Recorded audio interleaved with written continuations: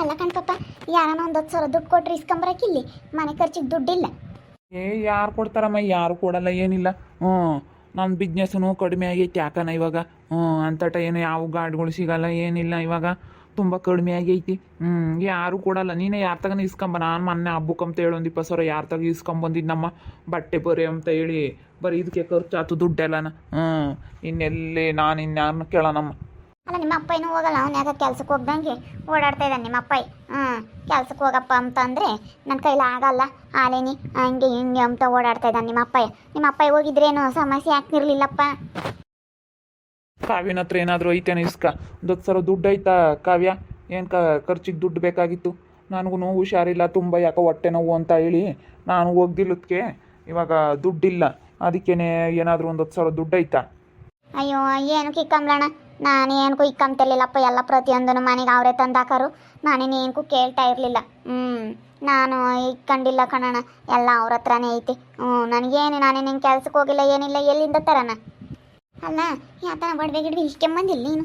ಅದನ್ನ ತೀರ ಆಡ ಇಕ್ಕಿ ತೀರನ ಆಡ ಇಕ್ಕಿ ನಿಮ್ಮ ಅಣ್ಣ ದುಡ್ಡು ತಗೊಂಬರೋನು, ತೀರ ಆಮೇಲೆ ಬಿಡಿಸ್ಕೊಡಾನು.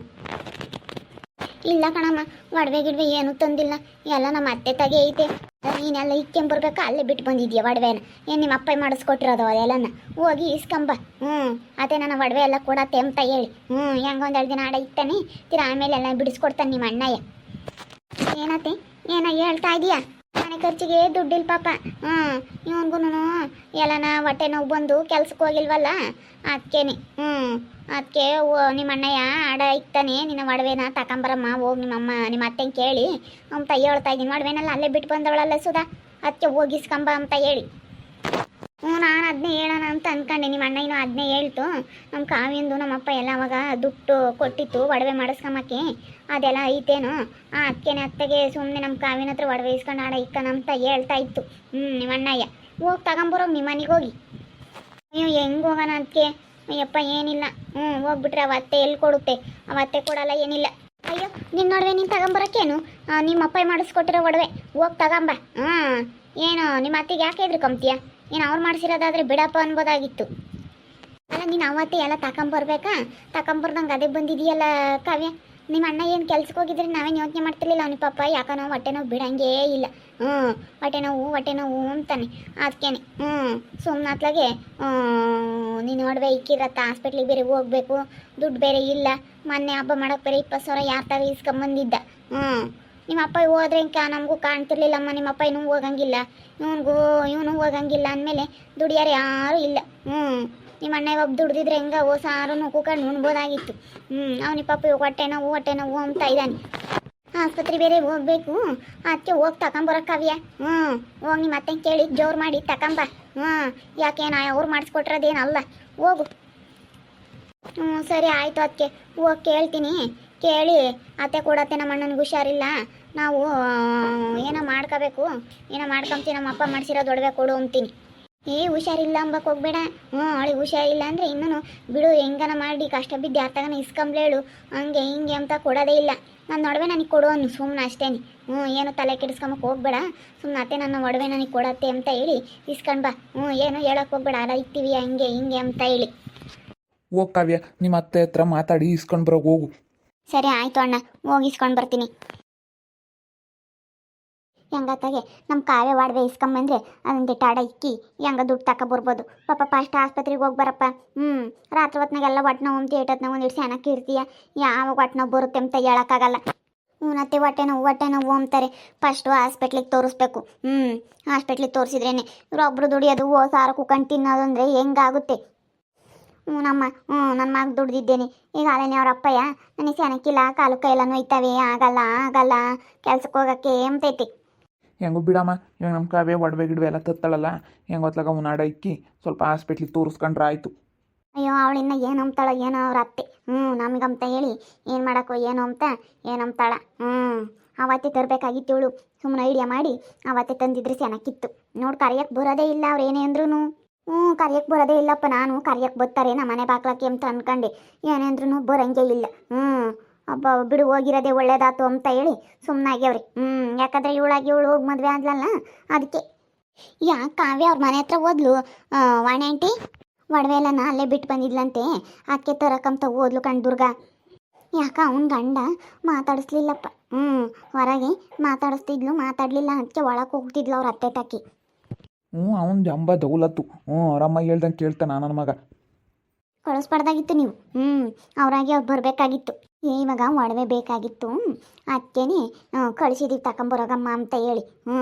ಇವನಿಗೆ ನಮ್ಮ ಪಾಪಗೆ ಯಾಕೆ ಸೆಣಕಿಲ್ವಲ್ಲ, ಕೆಲ್ಸಕ್ಕೆ ಹೋಗಲ್ವಲ್ಲ, ಅದಕ್ಕೇನೆ ದುಡ್ಡಿರಲಿಲ್ಲ.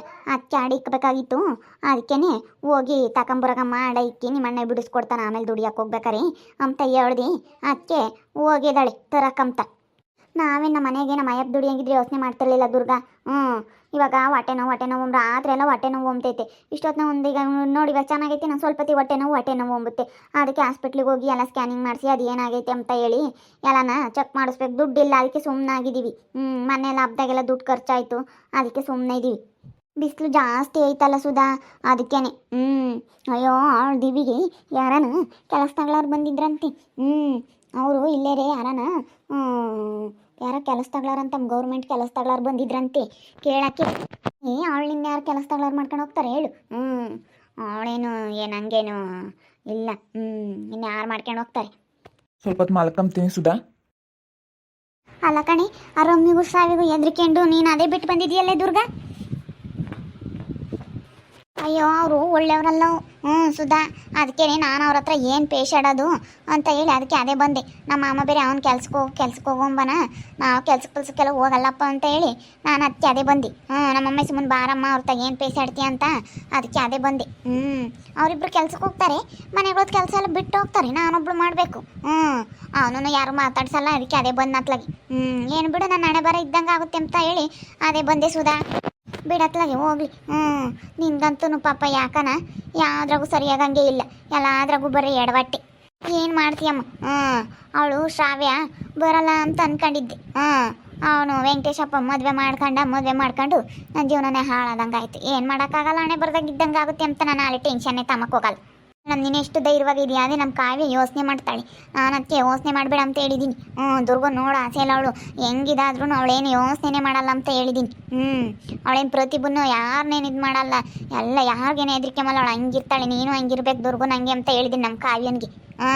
ಅವಳು ಯೋಚನೆ ಮಾಡ್ತಾಳಲ್ಲಮ್ಮ, ಬರಲಿಲ್ಲ ಕಣಮ್ಮ ಅವ್ರು ಕರ್ಕೊಂಡು ಹೋಗೋಕ್ಕೆ, ಹೆಂಗೆ ಮಾಡೋಣಮ್ಮ ಅಂತ ಯೋಚನೆ ಮಾಡ್ತಾಳೆ. ಇವಾಗ ಏನು ಯೋಚನೆ ಮಾಡೋಕ್ಕೆ ಹೋಗ್ಬಾರ್ದು ಮನೆಂಟಿ. ಏನೇ ಆಗಲಿ ಯೋಚನೆ ಮಾಡೋಕ್ಕೆ ಹೋಗ್ಬಾರ್ದು. ಆಗೋದೆಲ್ಲ ಒಳ್ಳೇದಕ್ಕೆ ಅನ್ಕೋಬೇಕು, ಸುಮ್ಮನೆ ಆಗಬೇಕು. ಅದೇನಿರುತ್ತೋ ಅದೇ ಆಗೋದು, ಯೋಚನೆ ಮಾಡೋಕೆ ಹೋಗ್ಬಾರ್ದು. ನಾನು ಅದಕ್ಕೆ ತಲೆನೇ ಕೆಡಿಸ್ಕೊಂಬಲ್ಲ. ಆ ಶಾವೇನೂ ರಮ್ಯ ಗಲಾಟೆ ಮಾಡಾರ ನನ್ನ ಮೇಲೆ, ಅದಕ್ಕೆ ಸುಮ್ಮನೆ ಟೆನ್ಷನ್ನೇ ಬೇಡ ಅಂತ ಅದಕ್ಕೆ ನಮ್ಮಮ್ಮಿ ಬಾರಮ್ಮ ಸುಮ್ಮನೆ ಇಲ್ಲೇ ಇರುವಂತೆ ಅಂತ ಅದಕ್ಕೆ ಬಂದು. ನನಗೇನು ನಾನು ಒಬ್ಬಳೆ ಮಗಳು, ಅಣ್ಣ ತಮ್ಮಗಳಿಲ್ಲ, ಯಾರೂ ಇಲ್ಲ ಬಿಡು ಅಂತ. ಅಮ್ಮ ಒಬ್ಬ ಇದ್ದಾನೆ, ಅವನಿಂದೇನು ಇನ್ನು ಓದ್ತಾ ಇದ್ದಾನೆ, ಇನ್ನು ಅವ್ನು ಮದುವೆ ಆಗೋದು ಲೇಟು ಅಂತ ನಾನು ಅದೇ ಬಂದು. ಅದಕ್ಕೆ ಮತ್ತೆ ನಾನೇನೇನು ಇವಾಗ ಯಾರನ್ನ ಅಣ್ಣರೇ ಇದ್ದಾರಪ್ಪ ಅತ್ತಿಯರೇ ಇದ್ದಾರಪ್ಪ ಎಂಬಕ್ಕೆ ನಾನೇನು ಯೋಚನೆ ಮಾಡೋಕ್ಕೆ ಹೋಗಲಿಲ್ಲ, ಸುಮ್ಮನೆ ಅದೇ ಬಂದುಬಿಟ್ಟೆ. ನಾವು ಅದನ್ನೇ ನಮ್ಮ ಕಾವ್ಯನಿಗೆ ಹೇಳೋದು, ಇಂಥ ಇವಾಗಿರಮ್ಮ ಅಂತ ಹೇಳಿ. ನಮ್ಮ ಅಯ್ಯಪ್ಪನ ದುಡಿ ಹಂಗಿದ್ರೆ ನಾವೇನು ಯೋಚನೆ ಮಾಡ್ತಿರ್ಲಿಲ್ಲ ಕಣ. ಈಗ ಒಬ್ಬರು ದುಡಿ ನಮ್ಮ ಅಯ್ಯಪ್ಪ ದುಡಿದ್ರೂ ಸಾಲದು ಬರುತ್ತೆ ಕಣೆ. ಇವಾಗ ಕೆಲ್ಸಕ್ಕೆ ಹೋಗೋದು ಪಾಪ ಹೊಟ್ಟೆ ನೋವು ಅಂತ ಮಾಡ್ಕೊಂಬತ್ತ ಅದಕ್ಕಾಗಿ ಒಡವೆ ತಗೊಂಬರಗಮ್ಮ ಅಂತ ಹೇಳಿದೀವಿ ಅಷ್ಟೇ. ತಂದ್ರೆ ತರಲೇಳು ಏನು. ಮಸ್ತಾಗೈತಿ, ಅವಳು ಮಸ್ತ ಮಾಡಿಸಿ ಅವಳ ಅತ್ತೆ. ಅವ್ರು ಅತ್ತೆ ಮಾಡಿಸಿರೋದೇನು ಬೇಡ, ರಪ್ಪಯ್ಯ ದುಡ್ಡು ಕೊಟ್ಟಿತ್ತು ಹೇಳು, ಅದ್ರಾಗೆ ಮಾಡಿಸ್ಕೊಂಡಿದ್ಲು, ಅದಕ್ಕೆ ಅದನ್ನು ತರಗಮ್ಮ ಅಂತ ಹೇಳಿದ್ದೀನಿ. ನಮಗೆ ಒಂದಿಟ್ಟು ದುಡ್ಡಿನ ಸಮಸ್ಯೆ ಆಗ್ಬಿಟ್ಟೈತಿ, ಅದಕ್ಕೆ ನಮ್ಮ ಕಾವ್ಯನ ಹೋಗಮ್ಮ ನಿಮ್ಮ ಅಪ್ಪ ಮಾಡಿಸ್ಕೊಟ್ರೆ ಒಡವೆ ತಗೊಂಬ ಅಂತ ಕಳಿಸಿದ್ದೀವಿ. ನೀಟಾಡ ಇಕ್ಕಿ ಅವ್ರ ಅಣ್ಣಗೆ ಯಾಕನ ತೆನಕ್ಕಿಲ್ಲ ಒಟ್ಟು ನಾವು, ಅದಕ್ಕೆ ಆಸ್ಪತ್ರೆ ತೋರಿಸ್ಕೊಂತಾನೆ ತರಗಮ್ಮ ಅಂತ ಹೇಳಿದ್ದೀವಿ. ಅದಕ್ಕೆ ಹೋಗಿದ್ದಾಳೆ. ನೋಡ್ತಾ ಇರ್ರಿ, ಇನ್ನೂ ಏನೇನಾಗ್ಬೋದು ಅಂತ ಮುಂದಿನ ಭಾಗದಲ್ಲಿ ನೋಡ್ತಾ ಇರ್ರಿ. ಹಾಗೆ ವಿಡಿಯೋ ಬಗ್ಗೆ ನಿಮ್ಮ ಅಭಿಪ್ರಾಯಗಳನ್ನು ಕಮೆಂಟ್ ಮಾಡಿ ತಿಳಿಸಿ. ಹಾಗೆ ವಿಡಿಯೋ ಎಷ್ಟಾಗಿದ್ದರೆ ಲೈಕ್ ಮಾಡಿರಿ. ಇನ್ನೂ ನಮ್ಮ ಚಾನಲ್ನ ಯಾರು ಸಬ್ಸ್ಕ್ರೈಬ್ ಮಾಡ್ಕೊಂಡಿಲ್ಲ, ತಪ್ಪೇ ಕೂಡಲೇ ಸಬ್ಸ್ಕ್ರೈಬ್ ಮಾಡ್ಕೊಳ್ರಿ. ಹಾಗೆ ನಿಮ್ಮ ಸ್ನೇಹಿತರಿಗೆ ಎಲ್ಲರಿಗೂ ವಾಟ್ಸಪ್ ಫೇಸ್ಬುಕ್ ಮುಖಾಂತರ ವಿಡಿಯೋನ ಶೇರ್ ಮಾಡಿ. ಓಕೆ ವೀಕ್ಷಕರೇ, ಧನ್ಯವಾದಗಳು.